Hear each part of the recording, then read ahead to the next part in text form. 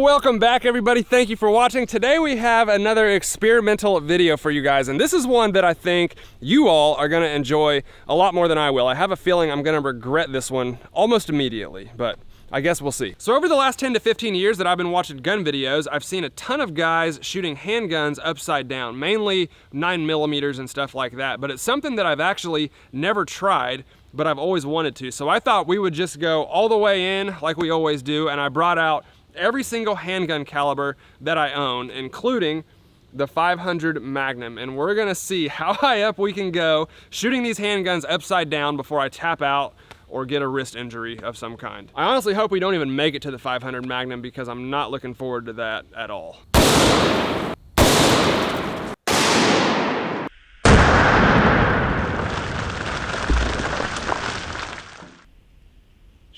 Really quick, everybody, if you're not following me on Instagram, please go check it out. I'm trying to build my following over there as well, just in case anything ever happens to the YouTube. I have more than one way to communicate with you all, and I've started promoting it these last couple weeks, and I really appreciate all of you guys who have followed me on Instagram. So I'll put a link down in the description box below. If you want to follow me over there, I would really, really appreciate it. All right, guys, like I said, we're gonna start small and work our way up from there and see how far we can actually go. So we are gonna skip the 22 long rifle and the 380 because they're kind of boring, let's be honest. But the first gun we have is the Ruger 5.7. It's chambered in 5.7 by 28, a very interesting caliber. It's kind of like a little rifle round in a handgun, and I thought this would be a good one to start with because it doesn't have a ton of recoil, and I've never shot a gun upside down in my entire life, so wish me luck. All right, here we go. First time ever doing this. This already feels so weird.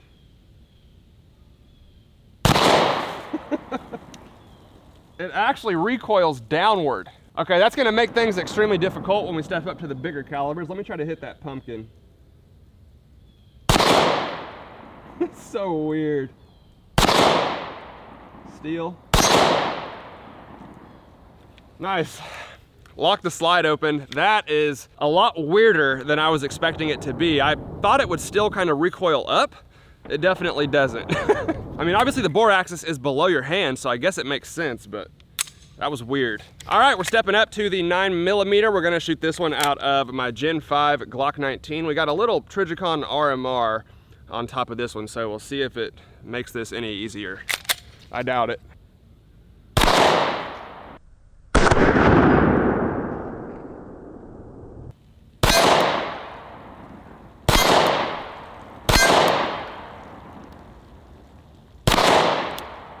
I don't like it. All right, next up we have the 40 Smith & Wesson out of the Glock 23, and I've only got 3 rounds in the magazine this time, and as we step up into these bigger calibers, I'm probably gonna start shooting like 1 or 2 rounds max because I don't wanna break my wrist. For this one, we got a can of shaving cream down there, which is an incredibly small target to hit upside down, but we're gonna give it a shot. I really feel like there's a better way to do this, and I have no idea what I'm doing. Got it.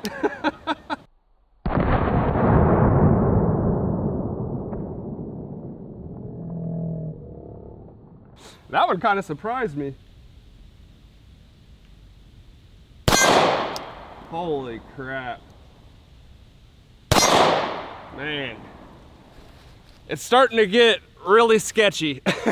So I noticed the big jump in recoil from the 9 to the 40 for sure. That one was really snappy. All right, we're stepping it up to the 45 ACP, and we're shooting this one out of the SDS 1911. Again, I want to thank Turtle Lake Tactical once again for sending the 1911 out to us. I actually like this gun quite a bit, but shooting it upside down was not something I planned on doing. So wish me luck because the 45 kicks quite a bit. We got a pineapple sitting down there on the table, but I only have 1 round in the magazine, so we'll see if we can hit it. Think we got it. Barely, but we got it.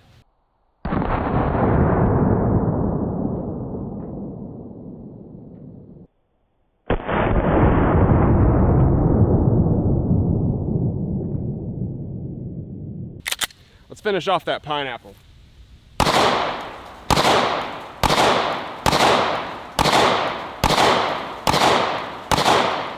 That thing put up one hell of a fight.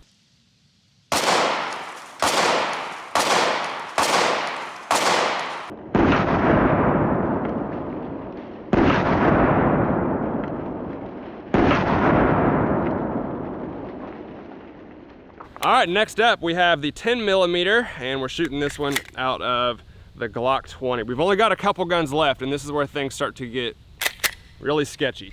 Gonna try to hit a watermelon with this one.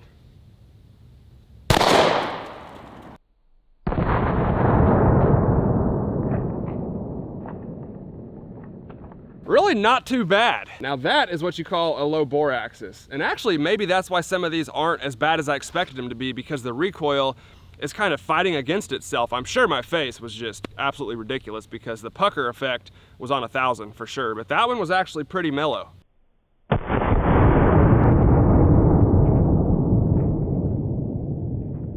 right, guys, we got 2 left, and I'm really not looking forward to this. I guess worst case scenario is the gun just flies out of my hand and hits me right in the nuts. Next up, we have the 44 Magnum. This is a 240 grain hollow point, definitely a cannon, especially because we're gonna shoot it out of the Taurus Ultralight 44 Magnum revolver. So this will kind of dictate whether or not I can do the 500, because this is actually pretty close in recoil. So once again, we got another pineapple down there, so we'll see if we can hit it.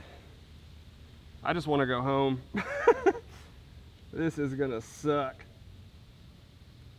Oh my gosh.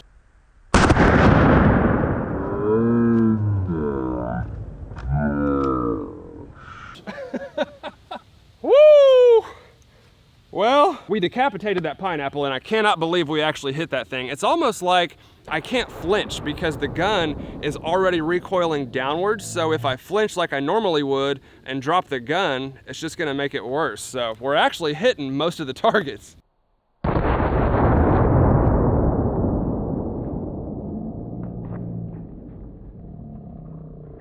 All right, guys, I think I'm gonna go for it. This is the Smith & Wesson 500 Magnum, and the bullet we're gonna shoot is the 635 grain Grand Canyon hollow point. This is the second hardest recoiling 500 Magnum that I have, only beat out by the 700 grain T-Rex, which there's no way I'm gonna shoot that. But I did skip over like 5 others to get to the Grand Canyon, which again, is a nightmare. I really don't know why I'm doing this, but it's hard to put into words. I don't know if it's translating on camera just how weird this actually is to shoot these guns upside down, and the 500 Magnum is gonna be brutal. By the way, I have a watermelon, a water jug, and a 2-liter up there for this one, just hoping that I can hit something with it.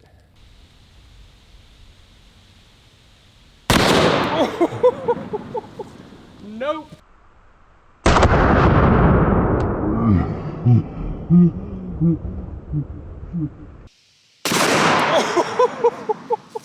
Nope.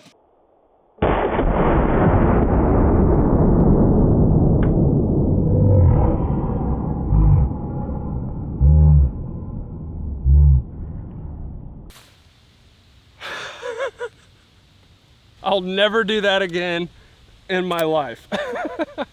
I missed the targets, tough shit. I'm definitely not shooting it again. Just to be clear, I only had 1 round in the gun, obviously for safety reasons, and that thing went about 90 degrees straight towards the ground. I guess kind of like it does when you shoot it upright and it goes straight up in the air, but man.